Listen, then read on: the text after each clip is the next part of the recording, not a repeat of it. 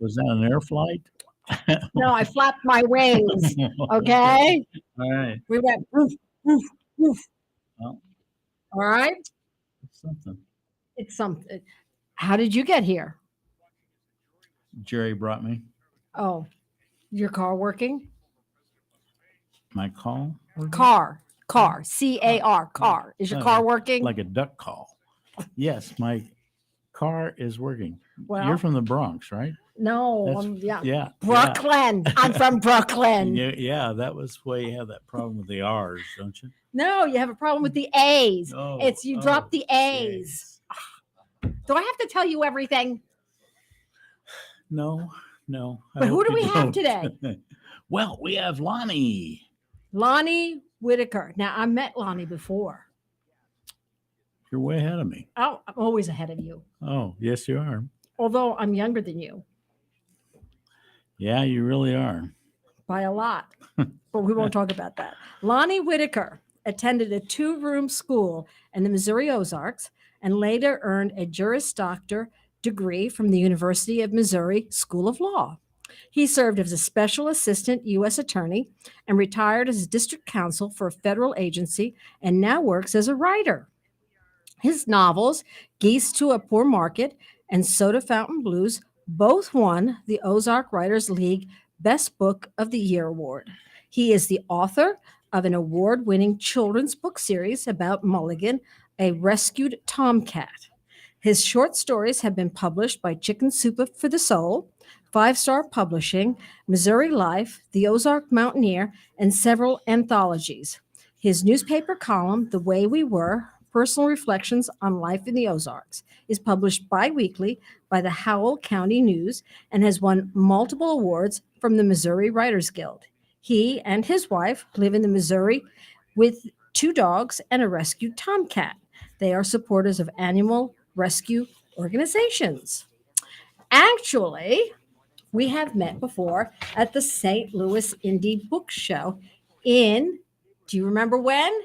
Probably about 2018 or 17. Perfect. That's exactly right. I 2000, November of 2018. remember it was cold. It was very cold. I remember because I actually looked up and I went through all the pictures on my phone. Was it to on find. my birthday? No, Oh, okay. your birthday's in November? Yeah, When? November what? 12. Oh, that's right. It's the same day as my son.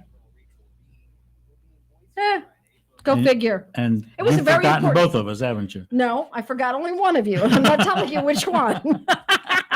It was unusually cold. Mark Mark Pennebaker Penn, that's right. Yeah. founded the St. Louis Indie Book Fair. He started the spot. He has a book store. It's a bookstore restaurant, maybe? Yeah, it's called the Spine Book and Cafe Store, and he was also on our show. Yeah, we passed that on Arsenal on the Yeah. way in. It's on Arsenal. It's only open on the weekends, though. It's like Thursday, Friday, Saturday, Oh, Sunday. you're kidding. Yeah, it's not open. Well, it's not open during the day. Maybe that's what it is. He's having a big event. When? What did I see? It was on Facebook. Was it? Yeah. Oh, okay. Well, anyway, we also connected at the Ozark Creative Writers Conference in Eureka Springs about 3 years ago. And we bought your books. You bought our books. Yes. Your mother's book. My mother's book. Did That's you right. read it? I did. And what'd you think? Well, I thought it was very interesting. And as the book I'm reading right now, All the Light We Cannot See, Yes. I kept flashing back. I bet your mother had that frame of reference too. Yes, Yeah. she did. All the Light We Cannot See. That was an excellent book, too. It's also a movie now, which I have not yet to see. It's a made for television. It's on one of the streaming Yeah, I haven't channels. seen it. Well, I saw it and I thought, well, I'm not going to watch it because I'm reading the book and I'm Uh-huh. sure I'll pick it apart. Yes, you know. well, I always do. So, how did your Ozark childhood shape your writing? The first writing that I started was I wanted to tell the story of the things that I saw growing up in the 1950s in the southern Missouri Ozarks, going to a one-room country schoolhouse. Very few people my age lived that sort of lifestyle where you didn't have running water or indoor plumbing, and you went to a schoolhouse where all 8 grades were taught in one building. Right. And I thought, I found it interesting, and I thought other people might. And I started writing short stories. As a matter of fact, this was probably about 20 years ago. I was sitting in a doctor's office flipping through magazines, and I saw a copy of Missouri Life magazine, and the backstory had been written by the publisher about a barn that he played in when he was a child. And I thought to myself, well, I could write a story that good. So, smugness is a precarious perch. I sent a query and a story in, and by golly, they bought it, paid me for it. And I thought, well, maybe I can write these stories. But working with the editor at Missouri Life, I realized I needed to learn more about the craft of writing. So I took my one publication credit and drove to Muncie, Indiana, where Ball State is. They had a writers conference, a Midwest Writers Conference. And I went to my first conference, and since then I've been going to conferences and taking classes and writing about the Ozarks. In fact, my first novel, Geese to a Poor Market. This one? Yes, that's a story set in the southern Missouri Ozarks in the 1950s. And it's not a memoir, but it certainly reflects the things that I saw and the people that I saw. And interesting, smart people. Well, I like the concept of it. It says it's on the back of it says it's 1955. Rita Sanders leaves a cheating husband and returns to her childhood home in the Missouri Ozarks. She lands a job at a honky-tonk on the outskirts of a dry Bible Belt village owned by a retired Navy petty officer. Rita's religious mother disapproves and accuses her of driving her geese to a poor market. Now, this is what I really like about it. When I read the back of it, which means I'm going to read it. There's no question about it. With the reappearance of her estranged husband, the prodigal daughter discovers there is more than one snake in the garden, as her husband and mother conspire against her for custody of her son, which means I already want to read it because I want to know if she gets her son. So there we go. Did they cheat back in 55? Oh, yeah. Oh. Oh. So Back roads and Saturday night. yeah. No, the catchphrase that I used for that book all the time was it had one leg that wanted to boogie and the other planted on a pew. Oh, I like that. Oh, that's clever. so cool. And I also want to know what geese to a poor market. I've never heard that phrase before. People ask that all the time. Geese to a poor market is an old Ozark Appalachian term that probably developed in England, but it essentially means you're selling yourself or your goods for less than value. If a young lady was marrying some ne'er-do-well, people would say, she's driving her geese to a poor market.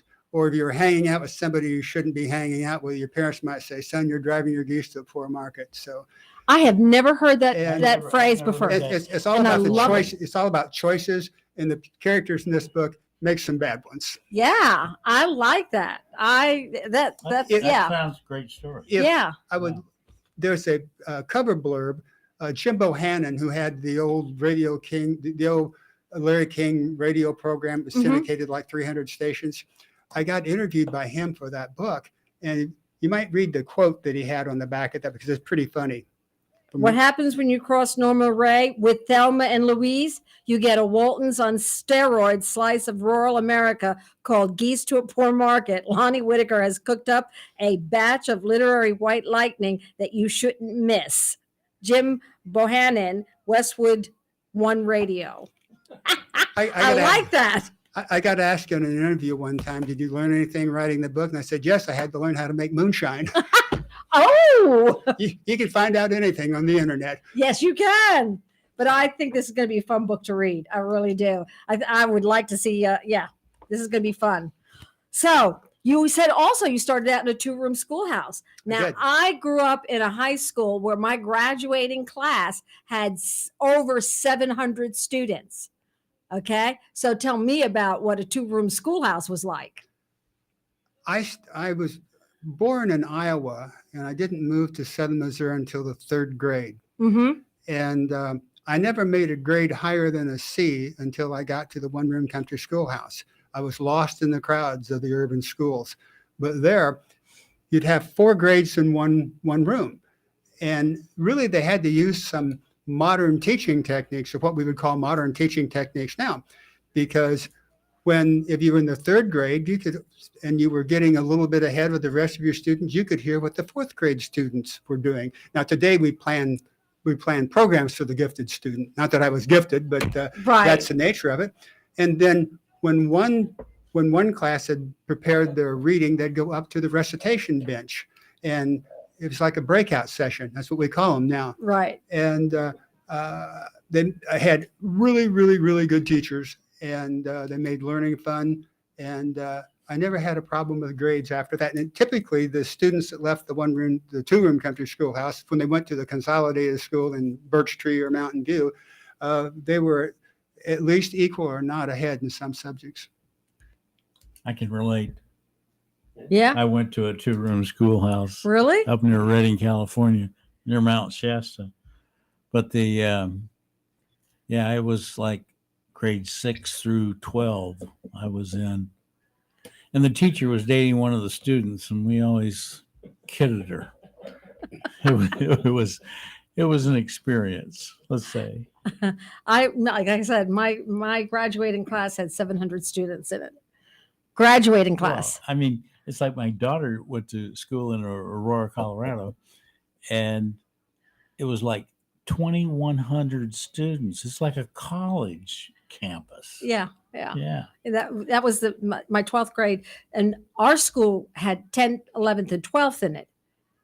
It didn't go from 9 through 12. It had 10, 11, and 12, and the 12th grade had over 700 students. She went from going to a 2,100 student campus to Stevens, Missouri. Oh my gosh. Yeah, it's like oh my gosh, downgraded. So you served as a special assistant. How did you get from a 2-room schoolhouse to the University of Missouri? By way of Willow Springs, Missouri. My mother and stepfather moved to Willow Springs. I had been living. Let me give you a little geographic lesson here. Please. If you divide the state in half and divide it down and go down to the center of the state at the bottom, that's Howell County. And next to it is, on the east side, is Shannon County. So Shannon and Howell County were side by side. Where I went to the 1-room country schoolhouse was in Shannon County. We moved 30 miles to the west to Willow Springs, and went to junior high school and high school there. And from there, I went to the University of Missouri, spent 7 years there, and that's how I ended up in law school. What inspired you to go into law? I mean, you told me you were a recovering attorney. No, that was reformed attorney. Well, I wish I had. I can't say that I'd always thought about being an attorney. I never knew it. The only people I knew that had gone to college were teachers, and I went there thinking I'd probably be a teacher. And but the summer before, during my junior year, a friend and I got this idea that we wanted to go to Europe. We didn't have any money, so we made a pact that we would go to Europe, and we set up a little business where we made party favors for sororities and fraternities, and made some money and had enough money to go to Europe. But the day we made the pact that we were going to do that, we were sitting in the student union, and I'd already decided that I was going to go into the Marine Corps. And so I'd signed up. I was getting ready to sign up for this 2-year program with the Marine Corps. And my friend said, "You don't want to go in the Marine Corps? Let's go to Europe instead." And I said, "Okay." So I went in and told the recruiter, "No, I'm not going." He was not pleased. And then he said, "Can't imagine why." And he said, "By the way, why don't you go to law school too?" I said, "All right." And that's how quick I made the decision to go to law school. Well, you served as a special assistant U.S. attorney for a federal agency. You know, was that like CIA, or can you tell us a little about it? No, actually, I started out.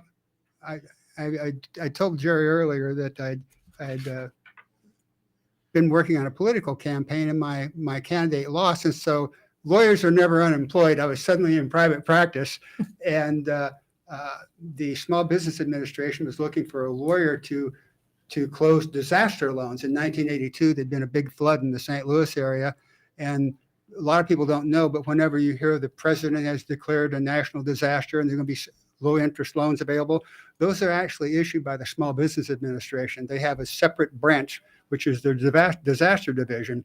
And so I closed flood loans and then went down to Texas, and I was able to transfer back to the regular office in St. Louis and started handling bankruptcy cases. If you're going to go to court on behalf of the government, usually that's done by the United States Attorney's Office.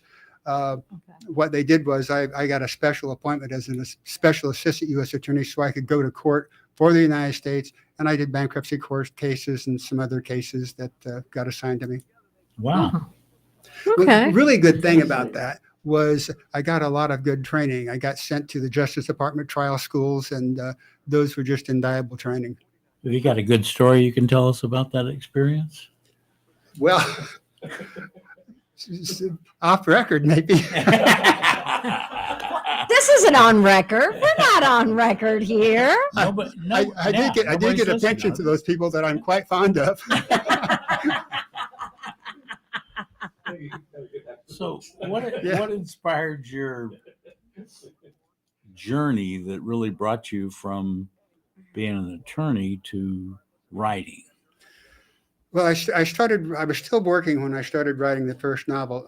After I went to that first that Midwest Writers Workshop at Ball State, I got more serious about writing. I started taking writing classes, started going to writers' workshops, and I was very fortunate. The St. Louis Writers Workshop back then, I don't know what the status is now, but they had really good adjunct teachers. I had an 8-week course with John Dalton. John Dalton is now the director of the MFA program at University of Missouri St. Louis. And after that, I had three 8-week courses with Linda Windling, who also taught at UMSL. And I was writing short stories at the time and getting a few magazine articles published. And Linda Windling convinced me, said, you have to write a novel. And that was entirely too scary to think about. But she said, it's one story at a time. And so 5 years later, I had a manuscript and found a copy editor. And which one was that? That was Geese to a Poor Market. That was Geese to a Poor Market was published by a small press, and which later went out of business. And I ended up republishing the book myself because, as you know, if you want to buy books, you have to get it from the publisher, and the publisher's out of business and you can't buy books. And so I essentially set up my own publishing company to republish that book. Okay, yeah. But after the first book, then it's, you want to do another one. So you self-published? Did you No. publish through Amazon, or how did you self-publish? Well, I'll back up. The Geese to a Poor Market was originally traditionally published by a small press. When we went out of business, probably years ago, you had a choice between vanity press or traditional presses, and that meant you had to get an agent. And then you started seeing hybrid presses where, they'd publish your book, but you got to guarantee you're going to buy so many books or you pay them fees. How long ago was that? That was probably 10 years ago, probably, when I republished that. Oh, way back then. Yeah, but this was.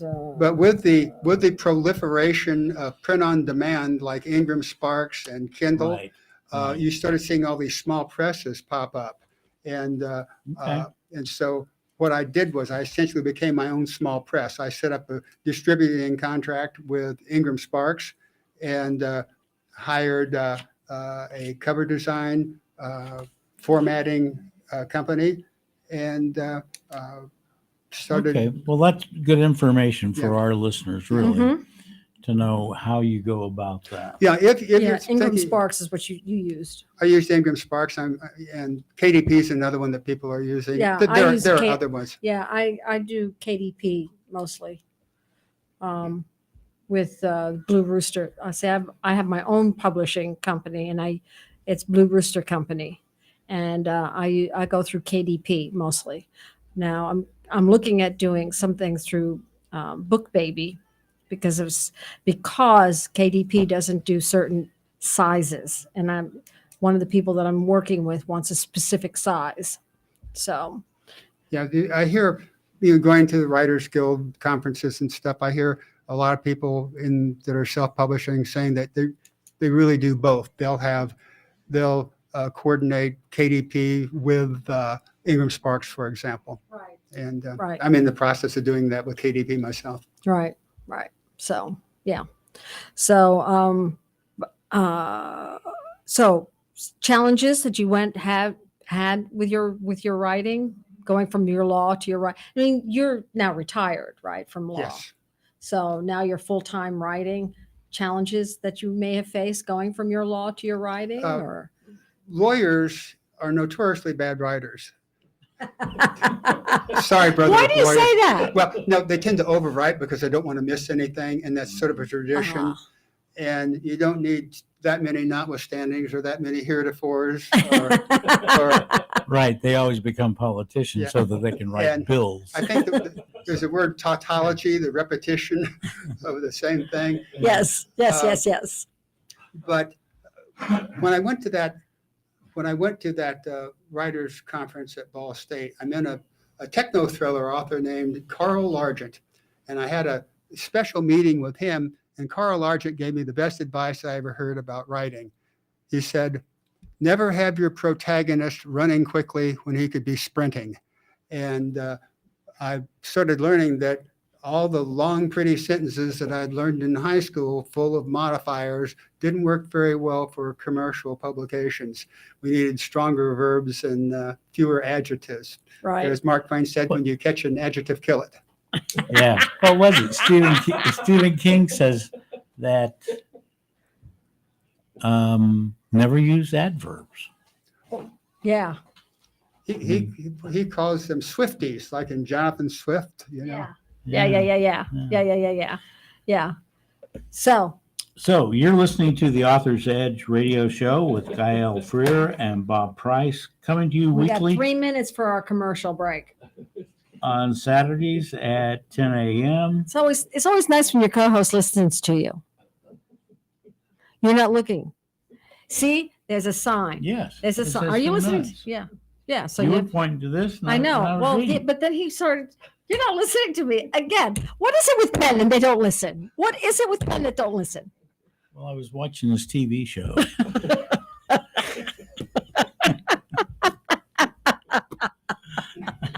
Now we have a yellow sign. Well, that means 2 minutes. Yeah. Okay. Oh, you can count. I'm so proud of you. If I thump my feet, I'm pretty good at it. Well, I think we're going to go to commercial break now, ladies and gentlemen, and we'll be back.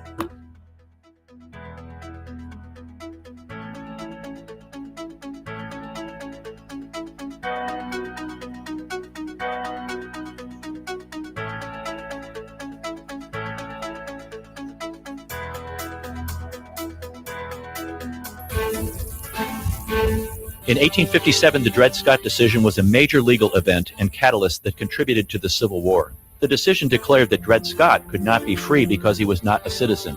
The 14th Amendment, also called the Dred Scott Amendment, granted citizenship to all born or naturalized here in our country and was intended to overturn the U.S. Supreme Court decision on July 9, 1868.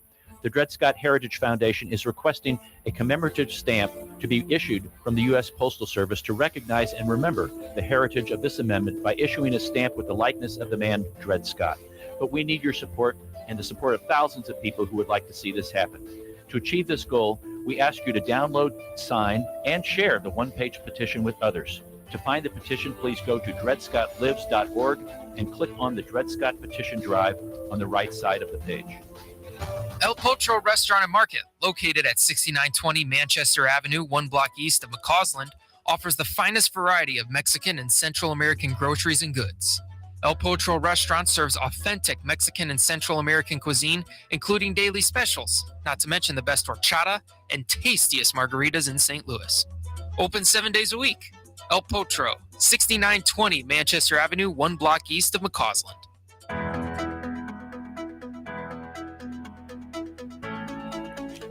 We're back again with Lonnie, and we're discussing all his books. But I guess Gael wants to ask a few more questions. Well, I always want to ask, my favorite thing. What's my favorite thing in the whole world to do? Asking Talk. questions. Talk. Oh. Okay. How long did it take you to write Soda Fountain for the Blues? Soda Fountain Blues. Soda Fountain Blues went more quickly than Geese did because it was my second novel and I knew a little bit more about the process. And I think it was probably 3 or 4 years. But Yeah. I'm still working when I'm writing these stories. A quote that you have from Soda Fountain Blues is it's a coming of age. I never sold my soul to the devil, but I let him trespass too long. From Ray Sanders says that, a character in that novel. Can you tell us more about that quote? Yeah, I like that quote too. Ray Sanders was sort of a villain in the first book, Geese to a Poor Market. And at the end, Ray had spent a year in the state pen for a felony. And at the end of the book, he was on a freight train headed west. And so the readers didn't know what happened to Ray. And Ray makes an appearance and he trying to make an attempt at redemption, but he hedges his bet. He said, I never sold my soul to the devil, but I let him trespass too long. It's like he's saying, I wasn't that bad, so cut me some slack. And so the reader at that point in the story is probably wondering, is this the same Ray? Is he genuine now, or is he still a rascal? And they have to read to the end of the book to find out which of the two is true. What is the significance of your title, the Soda Fountain Blues? In 1965, after I graduated from high school, I got a job in Yellowstone Park working at a soda fountain, and so that's the frame of reference. My frame of reference is having been out there. Now the character in it is Wesley, and this is not a memoir. Wesley saw what I saw, but his story is not my story. And the catchphrase of the book is that, or the premise of the book is that Wesley goes to Yellowstone Park, lands a job there, and meets and falls for a Mormon cowgirl who has a different idea of romance than he does. And the fact of the matter is, I never even had a girlfriend out there. And so Wesley's story is not my story. His is much more interesting than I am, but than I am. Oh no, I don't believe that. But what's funny is people that I knew from high school have read the book, and they say, you may say that to somebody else. We know that's not true. We know you had a girlfriend out there, and I can't convince them of otherwise. But it helps sell a few books, and I guess that's okay. Absolutely. Yeah. I only did one so far. It's already been what? Absolutely. I know you did so well. Now, it's a running joke Yeah. on the show that I use the word absolutely way too often. Absolutely. And so that's the first absolutely that I've done. So yeah. Good for you. Yes. As you see, I'm growing. It's the first one this year. Absolutely. 2. Okay. So you also have a newspaper column, The Way We Were. Yes. Can you tell us some more about that? Yes. In 2019, the Howell County News, which is in Willow Springs, Missouri, was acquired by a young couple. And my sister-in-law, who lives down there, emailed me that she had mentioned my name to the publisher and that I might want to send in something. I thought, oh boy. And so I sent a query letter in with a story, and I got a very quick response, said, we like the story, we can use you every other week. And I go, well, I'm not sure I'm ready to do every other week, but then every other week started happening. I started sending in another story, and after a month or so, I noticed that my space on the paper, on the page, had a name of a column. It was called The Way We Were, Personal Reflections on Life in the Ozarks. And so every other week I've been coming up with, 1,000 or 1,200 word stories. So how rich were you? How rich when? Well, from the payment of all those stories. Well, most writers don't get rich. No, they don't. But could you tell us But some we of don't the? write for free. No, you don't. Yeah. But could you tell us some about the stories that you wrote about in that or in those articles? Incidentally, the way we were are the first 50. The book up there, The Way We Were, are the first 50 stories that I wrote, and Oh, okay. 2 of those won Missouri Guild Writers Missouri Guild Awards for the best newspaper column. And so I've written about teachers that were POWs in World War II. I've written about classmates that went on to be federal judges, classmates that went on to be United States Marshals, and classmates that went on to be journalism school professors and law school professors. And I've written about teachers and lawyers and moonshiners and preachers. Ooh, moonshiners. Is the and- recipe in here? Pardon me? Is the recipe? That's another off the record. Darn. But 2 stories, a 2-part story I wrote was about this guy named Buck Nelson. Buck Nelson was from Mountain View, and back in the 50s, he claimed that flying saucers had landed on his farm and had taken him on a trip to the Mars, Moon, and Venus. And he started having these space conventions. And I actually attended the first space convention that he had because he had a farm. His farm was down the road from a farm my stepfather owned. And so I wrote these 2 stories about Buck Nelson. He traveled all over the country, and Missouri, southern Missouri is really hot with UFOs oh, absolutely. following. What was it? The first spaceship that crashed was near Cape Girardeau, I've read about that. Benton. Yeah. I The first one, suspected there were issues in 1941. Southeast Missouri. I've always suspected that there were once they issues. started breeding, it was- Yeah. Let's not even go there anymore. there's a question that I wanted to ask you. We kind of skipped over it a little bit.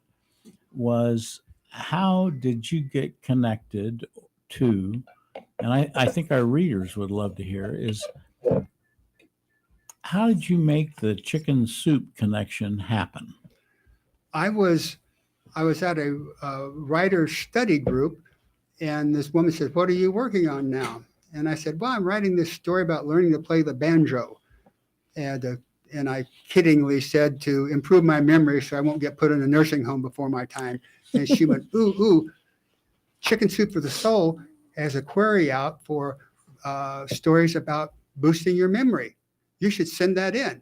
So I got on the Chicken Soup website and followed their directions and sent it in. And then several months later, I came home from work. My wife said, "Somebody from Chicken Soup called you." She'd never heard of it before. And I said, "What? Really?" And so I called the number, and the woman said, "I just wanted to tell you that you made the finals." I said, "Well, but am I in the book?" "Oh, yeah, you're in the book." And so that's how it came about. And it was a fun story to write. So it's just a matter of following the instructions. Following instructions. One of the good things that beginning writers ought to consider doing is writing for contests or writing for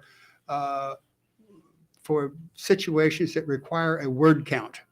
Because if you've got 3,000 words and the word count is 2,500, by trimming 500 words, you're probably going to end up with a better story. And that was the case with my chicken soup story. It was longer, but I had to squish it down to meet maybe it was 2,000 words. But in the process of doing that, I got rid of adjectives and adverbs and wrote tighter sentences. And so. Who was the original author of the chicken soup thing? I don't know. Oh, there were 2 guys. I thought it was originally self-published. Right. Yeah. Right. But it's where if you're online and you sign up for this, you can get into it, but it's like a $15,000 charge. Yes, that they'll co-author it, and I'd have to. What do you mean? Explain. Well, when they do a book. Chicken Soup, I see. So they'll co-author the book with you. So the book becomes a chicken soup book, and it gets a lot more publicity, and it's a surefire winner. So you get it's But almost it like costs doing you $15,000. it's like an anthology type thing. Could be anything. Could be any novel you wrote. Could be anything. Oh, One of the things about submitting the chicken soup, when the woman called me, she said, "You're one of 5,000 people that got selected. So you one of 5,000 people submitted, and you were one that got selected. So there's It's very definite special. competition. There's definite Yeah. competition, but I know a lot of people in the area that have been published by Chicken Soup for the Soul, and wow. But It's a nice it's feather. interesting too when you said something about writing for contests. That's a really good tip of advice. And I just recently ran across. I mean, it's a whole list of contests and writing contests, and I'll put that up on the website. You know, the authors-edge.com website. The one that you have to update, you mean? I'm just saying. Yes, that's the one that I have to update. Yes, I'm Okay. just Yeah. I'm just saying, you know. What are some of your writing resources that you'd like to share with with our listeners? one of the things that I found continually helpful are going to writing conferences. And There's the two that I like. The Ozark the Creative Writers OCW, OCW. That's the one that's in the Eureka Springs. And then there's also the one in Springfield. Between the Pages. Between the Pages. That was new last year, and I didn't make that, and you did. No, not You- last year. Oh, you didn't make it? No, the year Year before. before. Yeah. The year before you were at OCW, but were you in Between the Pages this past year? No, we didn't go to any. Whoops, we didn't go to anything this year. Past year, actually, this past year we went to Europe. This past year, Oh, cool. we spent 2 months in Europe. So Some of the people behind the scenes at Between the Pages are the people that are behind the scenes at Ozark Creative Writers Right, Conference right. too. right, but this coming year we're going to go to both of them. We're going to do both. I of think them. I am too. I'm definitely going to Ozark Creative Writers Conference because Yeah. I have a job there. I have to MC the open mic on Thursday nights. Oh, that's wonderful. Well, we'll see you there then. Excellent. We are going to do both this year. I want us to do both. I have to get his book out. He's got a new book coming out. I'm not telling you. So It's a do you- mystery. it's a mystery. What advice would you give to new writers? Learn the craft. Mm-hmm. Learn when a number of years ago, I was the acquisitions editor for a small press, and I was getting queries from all over the country, and so many of them just were not ready for publication because they had passive voice, long sentences that just meandered, and they didn't draw you in at the beginning. In fact, out of the dozens and dozens of queries that I read, I think I only shepherded 3 to become published books. 2 were MFAs, Masters in Fine Arts and Creative Writing. The other was a seasoned Western writer. And there's competition is so keen that you need to learn the craft. And the other thing I would say is to learn the craft, start taking classes, go to writing conferences and workshops, take notes, and after you get a manuscript, even if you're not going to publish it yourself and you're submitting it to an agent or an editor, get a copy editor. And a copy editor is not a proofreader. A copy editor is somebody that looks at that overall concept that you've got, look for dialogue tags, and it's just too many things that you can do to tighten up that Your manuscript. storyline. And just improve the text and The sentence. make sure you yes. don't have you don't have a character doing something that he couldn't have done because he wasn't ever there. Just Yes, Is it- I can't tell you the number of times I've had writers that come to me with stories and they've said, this is, it's great. It's great. It's great. And I'm like, yeah, but you don't have a copy editor having gone over it and it needs to be done. And they won't listen to me. and it's so important. And one of the daunting things is copy editors are not cheap. If you've No. got a 80,000 word manuscript, you can spend $1,000 on a copy editor Easily. without blinking. But if I'm submitting to an agent, if I'm submitting to a publisher, I want it to be bulletproof, because if it's not, you're going to fall in the slush pile the same way they did when I was accepting Exactly. manuscripts. Exactly. Now, I also know that you've done some children's books. Yes, Let's talk about those. I love writing children's books. Why? They're fun. And my wife's grandniece, she's 3 or something. And at Thanksgiving, she came up to me, and usually she's afraid of me, I think, but she said, "Will you write another Mulligan book?" And I was ready to go and crank one out. How people want to know how it started. I'd go to writers' conferences, and I only had my one book.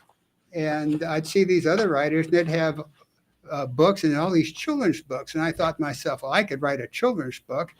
Again, smugness is a precarious perch. But nevertheless, I sketched out a story about a rescued tomcat.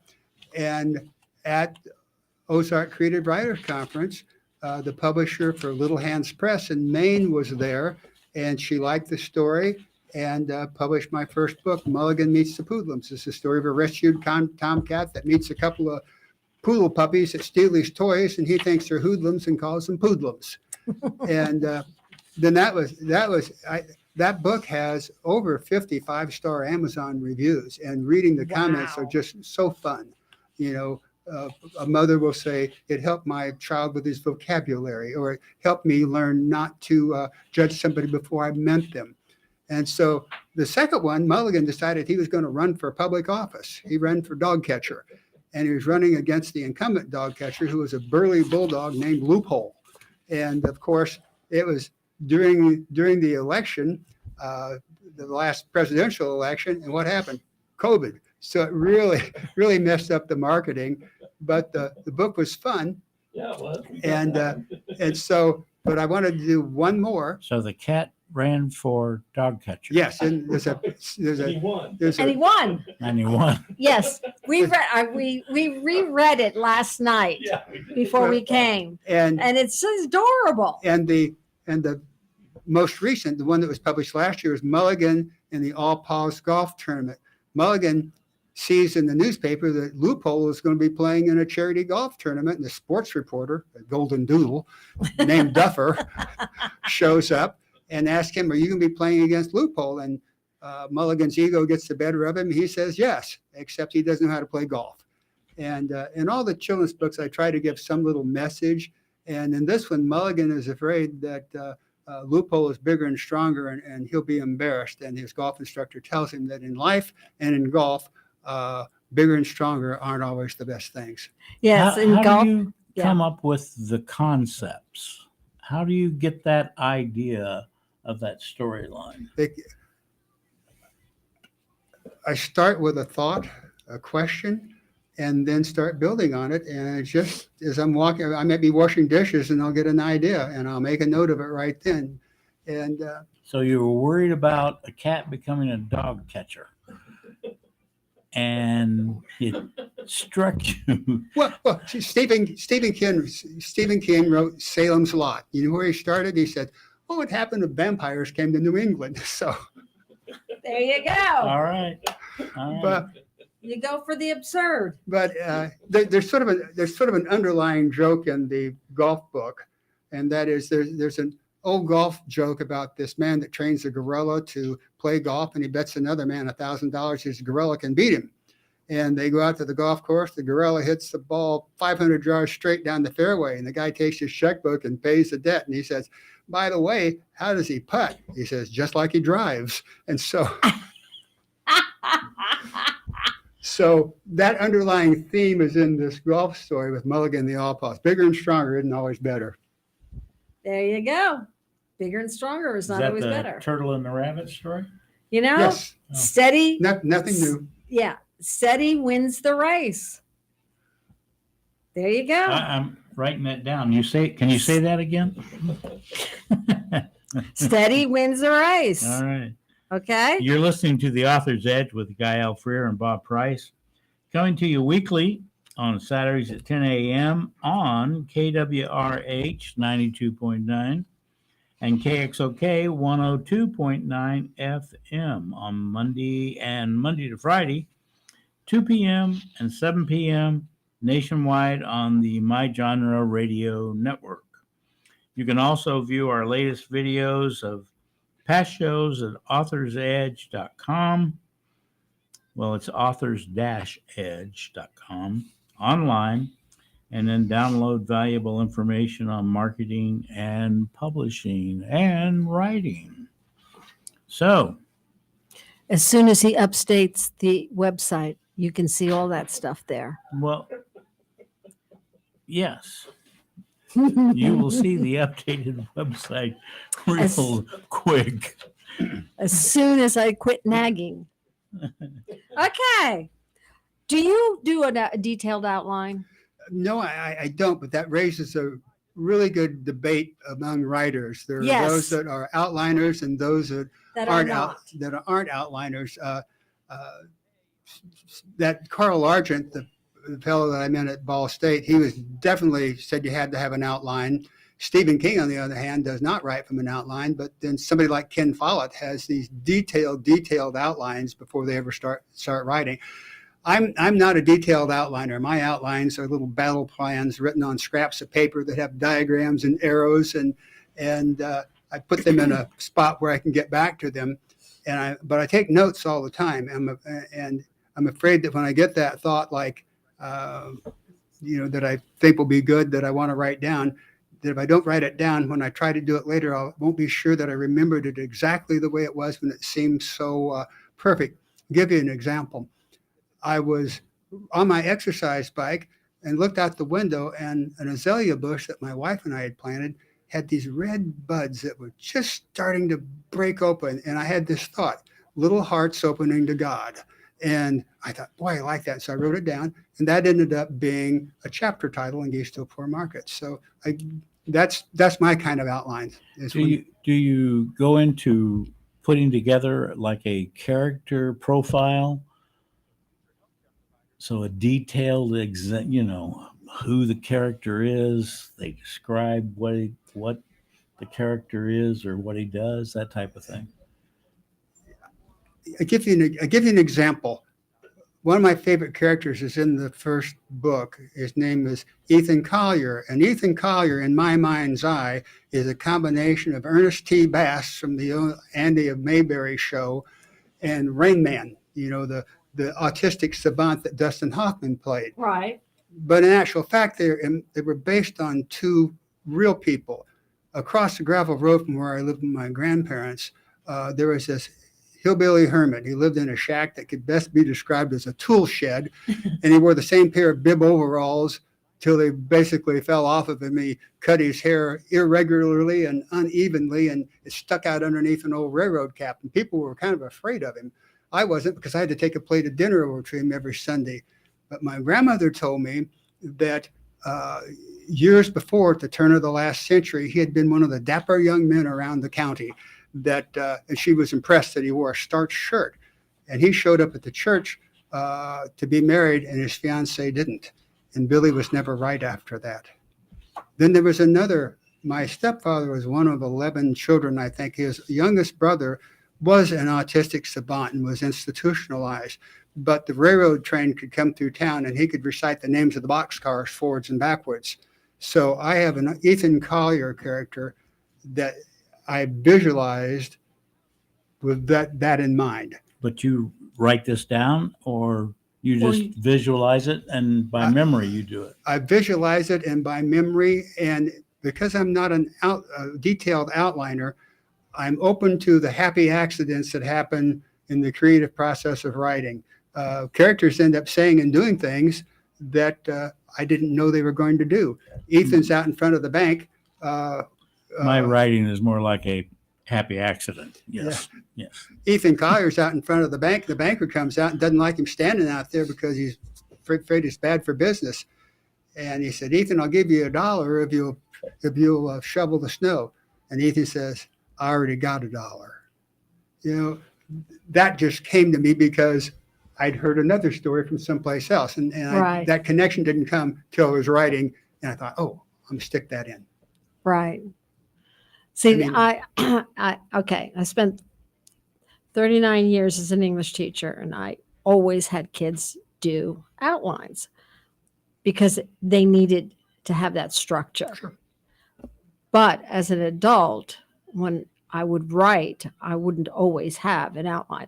I would say, okay, I'm going to have this happen, and then I'm going to have that happen, and then I'm going to have this happen, and then I'm going to have that happen, but not a detailed outline. Now, I know my husband does not do an outline. I He cheat. just he I just use writes. artificial intelligence, AI, Yeah. and it writes the outline. And I go, okay, well then I know how it's going to change or Well, what it is that I need to do. But it puts in my mind some sort of order.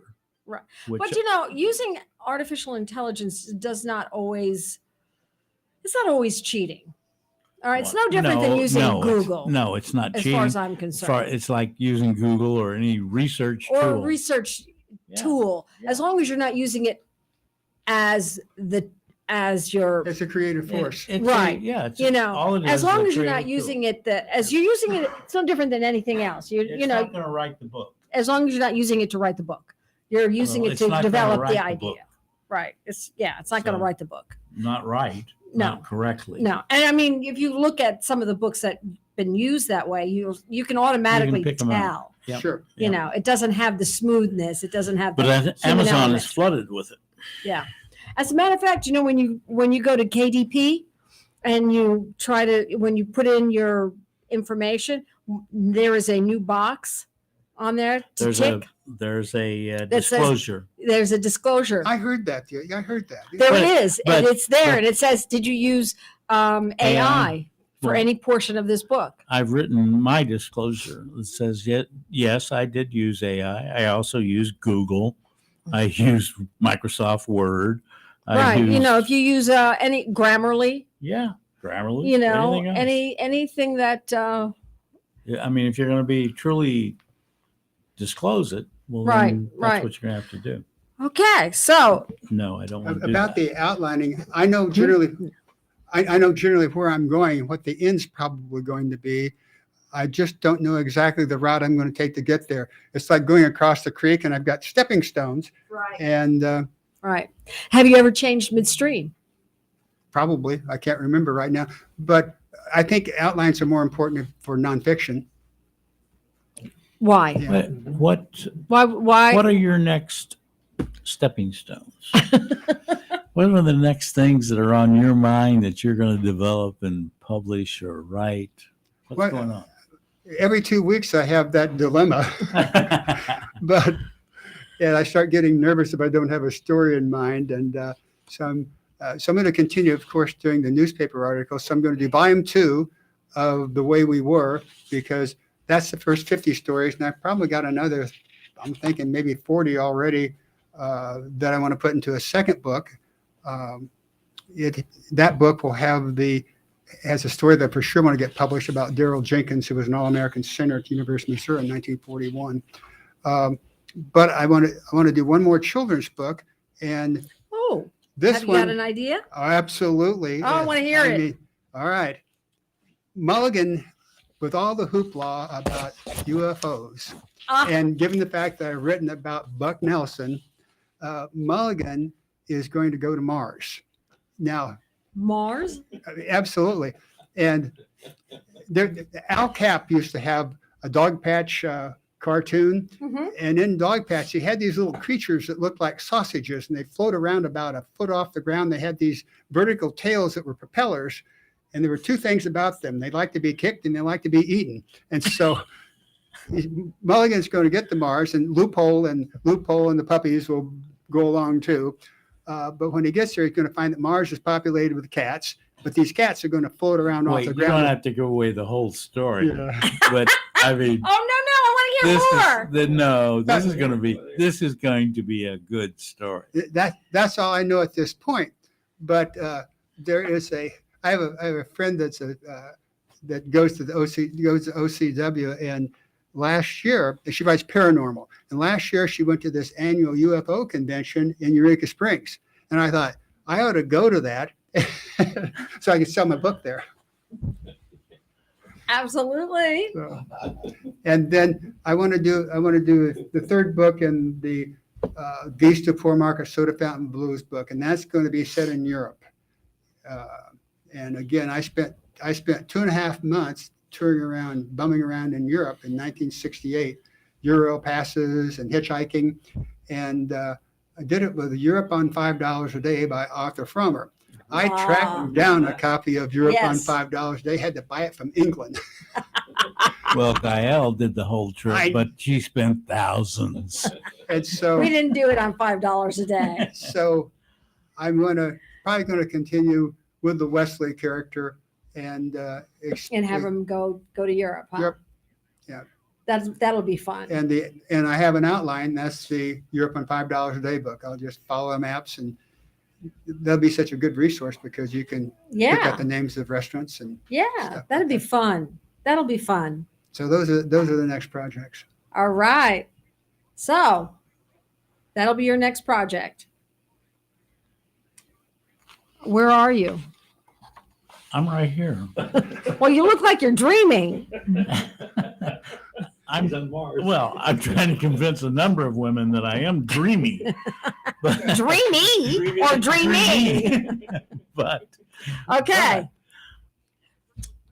How is technology? I mean, you started writing about 10 years ago. Now about 20, over 20. Okay. So has technology and social media affected that? I mean, we have 3 minutes left. So Social media for marketing, telling people to tell people about your book. do you use it? I mean, do you use Facebook or Reddit or? Facebook is really the only thing I've been using for social media. It's How do you find it? how do I find Facebook? For the people that read the newspaper column, and it goes to. I know they've got like a couple of thousand subscribers. So for the people that are reading my column every other week, I have a lot of them. I see a lot of them on Facebook. So it's a good field for me to submit information about what I've been doing in writing.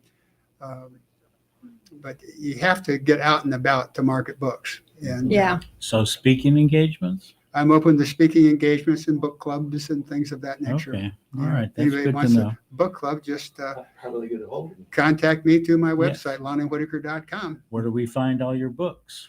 You can find them on Amazon, Barnes and Noble, and that's Barnes and Noble's, Amazon, and your website, And the which website. is give us your website. it's www. If you even need to use that anymore, lonniewhitaker.com.